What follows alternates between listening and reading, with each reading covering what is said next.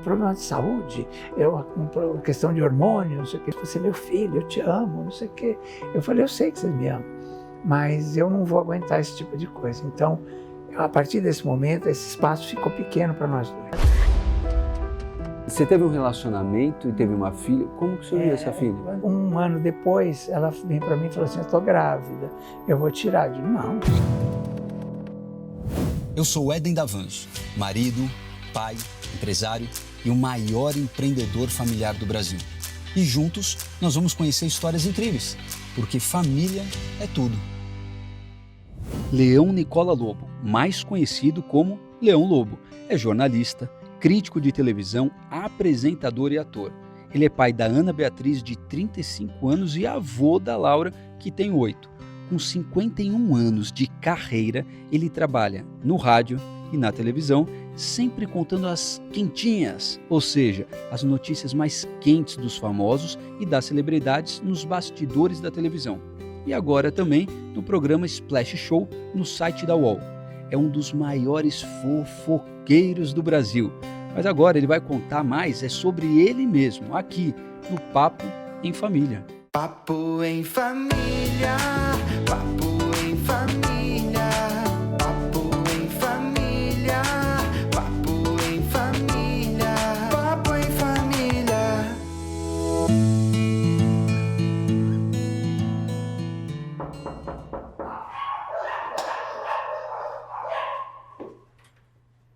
Oi, seja muito bem-vindo. Tem uns leões aqui no corredor que eu tô ouvindo. Nossa, como você é bonito. Muito obrigado. Prazer aqui. Como você é generoso. Seja bem-vindo. Não, você é bonito. Muito obrigado. O que eu tava olhando aqui, proteção? É bom, né? Bom. Você que é um amigo grego meu que me dá essas coisas. Que lindo, e um terço. É um tercinho. E o que é o M? Fiquei curioso. Porque É do prédio? eu sou muito ligado no negócio de astrologia, numerologia. Você sabe que uma vez eu fui também numa moça Mas seja bem-vindo. numeróloga? Obrigado. E meu nome é Éden, só que com M. Então eu acho que é bom, porque se esse M... Pra você somar. O E é 5. Você sabe tudo isso? Sim. O D é 4, o E é 5, então são 14. 14 com M dá 18, que dá 9. Que é o número da conclusão. É o número da finalização. Olha, eu não sei, eu fiquei com M, depois na assinatura ela mandou pôr 2D, tudo D, mudei tudo. Eu falei, não, volta pro meu nome mesmo. Que assim, obrigado por abrir tua casa. Imagina, prazer. Dá licença. Isso aqui é minha família, Uau, meus amigos. já encontrei. Tá tudo meio fora de lugar ainda que eu tô arrumando. Que é a Hebe, a Célia, cantora, Claudete Soares, minha amiga, minha madrinha. Todos os momentos aí da minha carreira. Foi uma fã que me deu quando eu fiz 60. Isso foi há 10 anos atrás. 70. 51 anos de carreira. Isso. Uma boa ideia. Aqui. Eu não fui educado. Túlio Gadelha também abriu intimidades do namoro com a Fátima Bernardes e contou segredos, viu? Pela primeira vez, o seu relacionamento com a Fátima Bernardes, o deputado federal, se mostrou apaixonado e disse: aprendi a respeitar mais, ouvir e construir um futuro junto. Vim fazer fofoca boa e que ninguém vai reclamar, processar, fazer nada. Sabe por quê? Fofoca nossa, da tua vida, principalmente. Aí pode falar de tudo, né? Podemos falar tudo. Não tem problema, as pessoas não vão ficar bravas. Você sabe que às vezes dá problema. Falar da própria vida também dá Eu problema. contei uma história do que uma moça fez comigo, e aí ela falou que mandou um negócio do advogado, falou que se eu repetisse essa história em algum lugar, que ela ia me processar. Porque eu falei, mas é uma coisa da minha vida, que ela fez comigo, todo mundo viu, as câmeras viram e tal, né? Foi uma macumba. No ar. Eu tô sabendo da história, vou até te perguntar depois. Você acredita em macumba? Então, eu não acreditava. Vou explicar por quê. Porque eu vi tudo aqui, ali o tercinho na porta. Não, eu sou bem... É para não entrar mesmo. Sou pisciano, né? Pisciano acredita, né? O verbo de peixes é esse, eu creio, né? Então, eu sou astrologia, numerologia, e assim, eu encontro comprovação em tudo. Então, eu acredito em tudo. Agora, a macumba eu não acreditava, não. Aliás, quando eu sentei na cadeira, que os câmeras falavam, não senta, não senta. Porque a pessoa fez uma macumba. Fez uma macumba em volta da minha mesa, que era o meu cenário, ao vivo? Na televisão. Então, foi assim, eu cheguei, o programa era ao vivo. Eu cheguei no estúdio, a luz ainda estava meio apagada tal, e tinha umas pedras em volta da minha mesa. Aí os câmeras falavam, não. Aí quando o câmera que veio com a camete, né, que é aquela que vem no ombro, ele veio e falou assim, isso aí é macumba, não sei, já tinha sentado. Aí ele, não, você não podia ter sentado, não sei o quê. Aí quando ela foi abrir o programa, antes de abrir o programa, ela olhou e falou, ai, Lelê, isso aí que tinha em volta da sua mesa é macumba, é para você ir embora. Ela queria que eu soubesse, entendeu? Aí eu falei, meu amor, mas eu não acredito nisso, bobagem e tal. Abri o programa abraçado com ela, fiz o programa, tal. No dia seguinte, aqui no meu quarto, fui me pentear. A hora que eu fiz assim, a Bia era pequenininha, minha filha, eu fiz assim com o pente, deu uma pontada assim, tum, e ficou tudo preto. E não foi do pente? Eu só fiz assim, chama sua mãe, caí. Acordei no hospital com 18/24 de pressão. Aí falaram que eu era hipertenso, que não sei o que, eu nunca tinha sentido nada, nunca tinha tido nada. Aí eu falei, Maria, bom. Aí me ligam os donos, o diretor da televisão e a diretora do programa, que eram casados na época. Aí eles me ligaram assim como casal, para ver como é que eu estava e tal, e falaram assim, Leão, você sabe o que é isso, né? No telefone. Aí eu falei, diz que é hipertensão. Não, isso é macumba, que a outra fez para você, mas fica tranquilo, porque nós já chamamos o pai Celso de Axalá aqui, ele já desfez, devolveu para ela, então fica tranquilo. Fica no kit. Aí o pai Celso, cada vez que eu conto essa história, ele fala assim, eu adoro, meu consultório enche. Mas é verdade. E você sempre está bem mesmo? Você não teve momentos assim, sei lá, tem momentos da vida que a gente fica um pouco mais triste? Você já teve depressão, por exemplo? Então, eu achava que nunca, né? Teve um momentinho, ainda bem que eu tenho uma irmã psicóloga, um irmão psicólogo, uma então cunhada você tá psicóloga. Então, bem atendido. Mas já tive crise de pânico de madrugada, de ligar para minha irmã pedindo ajuda. Aí ela começou a conversar comigo, fui me acalmando e passou, né? Não posso dizer que eu tive depressão. Porque uma coisa é você ficar triste na perda da minha mãe, na perda do meu pai, em vários outros momentos, né? Mas você vê que coisa engraçada, minha mãe faleceu 4 de novembro de 89, né? Eu fiquei mal, né? Muito, muito mal mesmo, assim, porque minha mãe era minha base, meu esteio, eu era muito ligado a ela e tal. Sempre o filho gay é muito ligado à mãe, especificamente, né? Eu amava meu pai, amei meu pai sempre, mas a minha mãe era uma ligação muito grande comigo. Quando ela faleceu, eu fiquei muito mal. 2 meses depois, eu fui chamado para fazer o Mulheres, o programa Mulheres com a Claudete e com a Ione. Eu lembro que eu fui sentar no sofá, veio a imagem da minha mãe, que ela dizia assim, adoro essas meninas, queria ver você um dia trabalhando com elas. E a hora que eu fui sentar no sofá, eu lembrei disso. Fazia 2 meses que minha mãe tinha falecido. Eu comecei a chorar. A Claudete percebeu e falou assim, por que você está chorando? Aí eu contei a história. Quer dizer, isso criou um laço já de cara entre nós, assim, entendeu? Que era uma dupla, né? Quase virou um trio, porque a gente ficou muito amigos e tal. A Claudete era minha amiga desde pequenininha, mas a Ione eu conhecia menos e tal. Então ficamos muito, muito amigos mesmo. E 2 anos depois, praticamente 2 anos depois, 1 ano e, 11 meses, por aí, minha mãe faleceu em novembro, em outubro nasceu minha filha. Quer dizer, nasceu na minha casa, nasceu do coração, né? E então você vê que a vida te... Sabe essa coisa de esperança que eu falei? A vida te compõe, te repõe, renova os ciclos e tal, né? Então, a chegada da minha filha me trouxe uma alegria nova, uma motivação nova. Hoje eu não consigo me imaginar sem minha filha, sem minha neta, sem minha família, meu genro, né, que fazem parte. Hoje, o meu afilhado que está aqui, que é praticamente meu filho, entendeu? Então, eu acho que a vida às vezes dá provações, mas te repõe, traz alegria de volta. Você não fica lá embaixo, dá uma tristezinha, exatamente. você volta. Eu sempre tenho essa esperança, entendeu? Você tem irmãos? Tenho dois psicólogos hoje. Psicólogos também. Meu irmão era jornalista, fundou o Jornal da Tarde, foi importante, chegou a ser editorialista do Jornal da Tarde. Aí, quando ele estava com 20 anos de casa, minha irmã era psicóloga, ele começou a se interessar muito por psicologia, foi estudar. A minha cunhada era socióloga, também começou a se interessar por psicologia, foi estudar psicologia. E aí os três hoje são psicólogos. E meu pai era jornalista político e sempre foi muito amigo de vários políticos e tal. Então eles frequentavam minha casa. Então tinha dia que ele chegava e falava assim, o Jânio Quadros vem almoçar aqui agora. Uau. Eu lembro que minha mãe, coitada, ficava desesperada, mas eu não tenho nada aqui. Aí saía para os vizinhos, não sei o quê, dava um jeito. Ela sempre foi uma excelente cozinheira, assim. Aí meu pai comprou uma casa, que era a casa dos sonhos dele, na Jabaquara, na Georges Corbusier. E era uma casa linda, assim, os armários embutidos eram tão grandes que eu brincava dentro. Aí eu tinha 10 para 11 anos.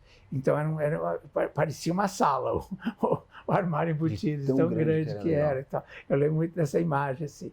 E era a casa dos sonhos deles. Até que um dia passou o metrô, a primeira linha, a linha azul, e aí derrubaram todas as casas. Assim, eram casas lindas. Tal. E aí Aí a gente foi morar na freguesia do Ó, na casa dos meus primos, porque o meu primo também tinha construído a casa dos sonhos dele, do lado da casa que ele morava antes. E aí essa casa ficou vazia, antiga. Então ele alugou para o meu pai por uns tempos, até a gente resolver a vida, até para onde a gente ia e tal. Até meu pai comprar o apartamento aqui em Genópolis, para onde a gente veio depois. Eu era caso do meu primo, olha que loucura. Você já estava com quantos anos? Então, a gente começou a namorar, nós tínhamos 13 anos. Claro que a família ninguém sabia e tal, né? Imagina, naquela época. Foi o primeiro relacionamento? Foi o meu primeiro relacionamento, minha primeira paixão e tal. E aí, quando eu fui morar do lado da casa deles, um dia minha prima, mãe dele, fala assim, ele está namorando uma menina muito legal, acho que com essa ele vai casar, não sei o quê. Eu olhei aquilo. Então quando você foi para a casa deles, vocês já tinham esse relacionamento? Já. Pensei que tinha surgido porque vocês estavam morando juntos. Eu estava com 18 aí, né? Aí eu comecei a ficar... falei, a primeira coisa que passou é aquela coisa de dignidade na minha cabeça, assim, né? Falei assim, então vou me afastar. E, assim, como eu estava trabalhando muito, estava nessa correria, foi bom porque me ajudou a me afastar. Só que aí um dia ele chamou minha família, isso eu soube, acho que uns 5, 6 anos depois. Ele chamou a família toda, juntou as duas famílias, e aí falou que ele estava se afastando de mim porque eu era gay. E que eu estava querendo transar com ele, uma coisa assim, nesse sentido. Eu sei que meu pai quis imediatamente sair de lá, e aí mudaram de lá, e aí meu pai comprou esse apartamento aqui. Ele deu um jeito rápido de resolver e tal. E anos depois, um dia ele pediu perdão. Com qual idade que você entendeu que você gostava de menino, por exemplo, e como foi isso? Olha, eu acho que eu lembro, eu ainda dormia no berço. Eu devia ter uns 4 anos, nessa segunda casa que eu morei. Eu lembro que eu pensava, eu ficava assim, olhando para o teto. Eu dormia no quarto dos meus pais, num berço grandão que eu tinha.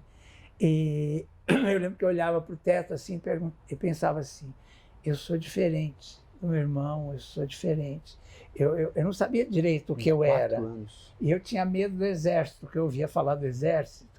E que todo mundo ia para o exército, que ia ter que ir, que era obrigado, com 18 anos, que todo mundo tinha que tirar a roupa um na frente do outro. Eu lembro que eu ficava pensando isso, como vai ser?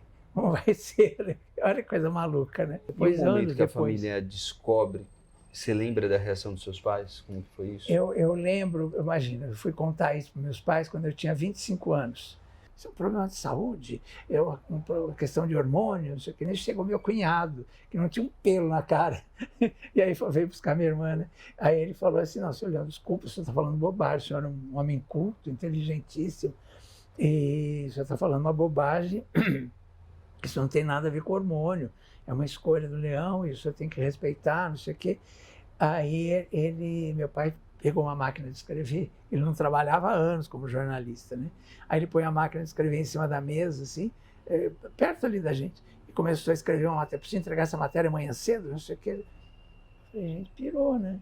Aí a minha mãe começou a chorar, e aí foi uma coisa muito triste, esse foi o momento mais triste para mim, que aí nós tínhamos uma madrinha, que era madrinha da minha irmã, e que era grande amiga da minha mãe e tal, e que tinha um filho gay, que a gente conhecia. Então, que às vezes a gente passava na rua, via ele caçando, como a gente fala, né? E tal. E aí meu pai falava, acelera o carro para ele não ver a gente, que ele vai ficar com vergonha. Isso desde criança eu acompanhei, né? quando a minha mãe vira e fala assim para mim no sofá, ai, como sofre uma mãe, uma coisa bem falsa assim, sabe? Ai, como sofre uma mãe, e não sei o quê. Sua madrinha não pode saber disso. Quando ela falou isso, porque assim, quer dizer, ela ficaria igual, né, se ela tivesse um filho gay também. Então, era o grande problema da madrinha, era ter um filho gay, que não soube criar direito. E tal. Quando ela falou aquilo me magoou de um jeito, porque era justamente a minha mãe, que eu amava muito, né? E a minha tia solteirona, que estava do lado, vira e falou assim, eu te amo de qualquer jeito, eu te amo de qualquer jeito. Então, mudou assim, a minha cabeça deu um nó, porque a minha tia não era a minha preferida, vamos dizer assim, na minha vida. A minha mãe era a minha preferida. Quando minha mãe me magoou daquele jeito, eu fiquei muito mal. Qual foi o sentimento? Uma dor terrível, assim, eu, assim, comecei a chorar nessa hora. E aí eu virei para o meu pai, olha que engraçado, e falei assim, pai, a partir de hoje, esse espaço ficou pequeno para nós dois, apesar desse apartamento ser imenso, um apartamento tinha 4 dormitórios, 2 salas, era imenso. Eu falei, apesar desse apartamento ser imenso e tal, ele ficou pequeno para nós dois. Porque a primeira pessoa que chegar aqui, você e minha mãe, ficarem com vergonha de mim, eu senti, entendi o movimento, entendeu? Era uma coisa de aparência, né? Aí eu falei, eu vou ficar muito mal, eu vou ficar muito humilhado. Então, a partir de, você me dá 15 dias que eu vou sair da sua casa. Imagina, que isso, você é meu filho, eu te amo, não sei o quê. Eu falei, eu sei que você me ama, mas eu não vou aguentar esse tipo de coisa. Então, a partir desse momento, esse espaço ficou pequeno para nós dois. O Leão de hoje, você teria agido diferente naquela sala, naquele dia? Eu acho que não, porque foi tão espontâneo, foi tão de verdade, saiu tão, sabe, assim, porque eu acho que assim, aos 25 anos, é engraçado que eu não sentia vontade de sair da casa dos meus pais, eu amava estar com eles, eu saía, normalmente jovem não sai com os pais, né? Assim, sai, vai para balada, essas coisas. Eu não era de balada, nada disso. Apesar de trabalhar numa boate gay, que eu ficava ali às vezes a noite inteira e tal, mas aquilo não me agradava. Eu gostava de estar em família, de estar com os meus amigos mais próximos. Sempre fui assim. Então, aquilo acho que estava meio engasgado em mim, né? E aí falar, né? Mas você teria ficado lá no apartamento? Não precisava ter saído? Eu acho que não. Acho que foi bom. Foi bom ter saído? Eu acho que foi bom, porque se eu não fizesse essa mudança, acho que não teria muito sentido tudo que aconteceu depois, né? E talvez eu não tivesse conquistado as coisas que eu conquistei.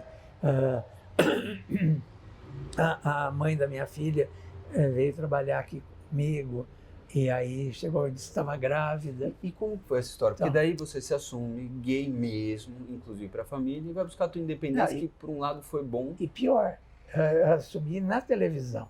Eu era do Jornal da Tarde, que era o maior concorrente da Folha da Tarde. E aí ele me chamou na Folha da Tarde. Aí o Jornal da Tarde permitiu que eu fosse como crítico e colunista. Acho que eu fui o único jornalista da história dos jornais aqui de São Paulo que conseguiu isso, trabalhar nos 2 concorrentes ao mesmo tempo. Lá eu era repórter e na Folha da Tarde eu era crítico e colunista. E aí a coluna virou um sucesso tão grande, e aí eu criei a frase dignidade já, porque estava na época das diretas já e tal. Essa frase bombou, assim, tinha até político querendo comprar e tal. E aí veio a AIDS, né? Já estava no momento ali, Cazuza, AIDS, esse tema estava... Esse momento estava em evidência. Aí me chamavam para participar de debate sobre AIDS. Aí eu respondia assim para os produtores, mas por que você está me chamando? Falei, porque eu não sou médico. E eu fiz o teste, deu negativo, eu não sou doente. Então, o que eu vou fazer nesse debate? Aí falava assim, ele é polêmico, ele não aceitou. E aí virei polêmico nos meios aí de televisão, né? A vida inteira, desde jovem, então, desde menininho, com o relacionamento do primo, gay. Como que surgiu? Você teve um relacionamento e teve uma filha? Como que surgiu essa filha? Quando eu vim morar aqui nesse apartamento, a minha mãe ficou muito preocupada, assim, de quem fazia comida para mim, como é que eu ia comer. Aí veio essa moça, ela não queria ficar, vi que ela era complicada e tal. Bom, ficou. Aí, um ano depois, ela vem para mim e falou assim, eu estou grávida, eu vou tirar. Eu digo, não, pelo amor de Deus, perto de mim, não. Você fica apavorado. Aí eu falei, se você quiser, eu te ajudo a criar. Aí eu liguei para minha irmã, que é psicóloga, né? Minha irmã falou, não deixa ela, pelo amor de Deus, faz a cabeça dela para ela não tirar, para não sei o quê. E tal. Aí ficou aquela coisa, ela resolveu. Quando eu falei, eu vou cuidar de você, mudou tudo. Aí passei a cuidar dela, levar ela ao médico e tal, e acompanhar e tal, e dar os remédios que o médico mandou, vitamina, aquelas coisas. E aí fui me apaixonando, e a barriga crescendo, fui me apaixonando. Aí quando ela entrou na mesa de parto, assim, no carrinho, assim, no hospital, na maternidade de São Paulo, ela falou assim, vai ser Camila ou Ana Beatriz? Aí eu falei, Ana Beatriz. Escolhi assim, né? Não tinha nada a ver com a história, mas eu escolhi. E aí ela foi. Aí quando nasceu, a moça veio aqui com o paninho e falou assim, olha, nasceu a Camilinha. Eu falei, não, é Ana Beatriz. Entendeu? E já comecei a chorar, né? Eu fui registrá-la no cartório. E aí, a mãe dela sugeriu. E aí, eu falei, vamos lá registrar. Aí eu falei, mas pode, né? Aí, pode, claro que pode. Tá. Aí cheguei lá para o rapaz do cartório e perguntei, eu posso registrá-la? Ele falou assim, pode, se você é o pai. Eu disse, não, mas... Ele falou assim, não, a mãe está dizendo... Ele entendeu, ele falou, se a mãe está dizendo que você é o pai, você é o pai. Eu digo, é assim. Ah, tá. Aí eu ainda fiquei desconfiado, fui chamar o chefe do cartório e perguntei se eu podia. Aí ele falou a mesma coisa, ué, se a mãe está dizendo que você é o pai, você é o pai. Eu digo, ah, tá bom. Aí registrei ela, entendeu? Então, quer dizer, e por que você achou que você fez? Não, porque errado? hoje eles condenam muitos juízes, tem todo um processo de adoção e tal. Mas até porque, como ela já era minha, então foi uma coisa muito natural isso, né? Um acordo com a mãe. É, exatamente. E aí, quando eu fui fazer uns debates sobre adoção, começaram a me chamar e tal, aí teve um juiz, uma vez, a Pia, já pequenininha, estava comigo, ela falou, pai, eu achei que a gente ia sair daqui preso, que o juiz ficou tão bravo com tudo que você fez. Eu falei, pois é, mas né, foi uma coisa natural, assim, e tal. E é isso, e aí a gente... Ou seja, ganhou uma filha, tem neta. Hoje eu falo assim, eu não consigo imaginar a minha vida sem, né, sem minha filha, sem minha neta, sem minha família, meu genro, todo mundo, minha irmã, enfim. Ou seja, independente de opção sexual, você constitui a tua família da tua forma. Ô Leão, olhando para a tua carreira, até falando de profissão, olhando para esse cara que levantou movimentos, foi exemplo para tantas pessoas que queriam encontrar seus caminhos, conseguiu tudo como jornalista, é o maior fofoqueiro do Brasil, com muito orgulho, conseguiu ser a maior referência nesse segmento do jornalismo. Profissionalmente, tudo ok, eu acho que pessoalmente, mas o que falta aqui? Tem alguma coisa, um desejo aqui dentro? Olha, vou dizer uma coisa que eu nunca disse. Eu tenho muita dificuldade para namorar, porque por causa da minha família, eu tenho um respeito muito grande. Então, por exemplo, nunca mais entrou ninguém na minha casa por causa da minha filha, porque é diferente você ter um menino e ter uma menina primeiro, né? Segundo que nunca achei que alguém que eu namorei fosse bom o suficiente para dividir esse espaço com a minha família e tal. A minha filha, ela é muito exigente nesse sentido. Então, como ela é muito antenada na internet, né? Então ela já busca tudo, já vê a vida, já diz quem é, quem não é, se é bom, se não é. E aí eu fico um pouco assim, porque eu acho que eu merecia ter um companheiro. Eu tenho, atualmente eu tenho. Mas é muito complicado essa associação das duas coisas ainda. Eu acho que essa nova geração, ela é muito mais aberta. Muito mais aberta, principalmente essa novíssima geração aí. O que você acha que falta para juntar essa tua família, que a tua filha sabe, que a neta sabe, com esse teu relacionamento? O que falta para completar? Então, eu acho que é um pouco mais de abertura ainda, assim, sabe? De todos os lados, assim, eu acho que é isso. Da tua família ou de você? Acho que mais da minha família. Não, por mim, eu já junto tudo. Deles aceitarem. Mas eu entendo a minha família, entendeu? Porque é complicado isso. Na própria família que originou, já dentro dessa realidade, ainda tem também... tem um certo... acho que eu entendo a minha filha, principalmente, porque ela tem um certo medo, assim, por mim, não é nem por ela, não. ela tem um medo assim de que eu me faça sofrer, entendeu? Então ela fica me protegendo. E é uma proteção que é importantíssima, né? Porque ao mesmo tempo que eu aceito, mas ao mesmo tempo eu quero fugir dela, entendeu? Então fica essa meio uma contradiçãozinha ali. Mas está tudo certo. Beatriz, tá na hora do paizão ficar mais tranquilo. As pessoas em volta, é muito engraçado, que as pessoas em volta falam, imagina, você tem que ser gente que eu trabalho e tal. Imagina, você tem mais é que namorar, ter um parceiro e não sei o quê. Mas eu sinto que para ela é complicado, assim, ela tem um ciúme, uma coisa que... Isso é pai. Às vezes a gente não faz pela gente, mas faz por eles, né? É isso. Que demais. Leão. Falei demais, né? Não, foi bom, sabe porque tem fofoca melhor do que essa, da gente poder falar abertamente, sem se preocupar, falando da tua vida. Olha que lindo, hein? Eu adorei te conhecer. Obrigado, querido. Eu estou muito grato de você poder abrir tua casa. Eu, como comunicador, aqui como aprendiz, eu sempre aprendo e poder ter a oportunidade de conhecer da tua vida, mas conhecer, estar perto de você, um jornalista, sabe, que conhece tanto de comunicação, para mim é um prazer, eu aprendo, eu amei conhecer você é bom demais. Da tua família. Muito obrigado. Obrigado, viu? Esse prazer enorme. Leão Lobo. Tá lá. Dignidade já. Obrigado. Lindo. Adorei. Obrigado não, viu, querido?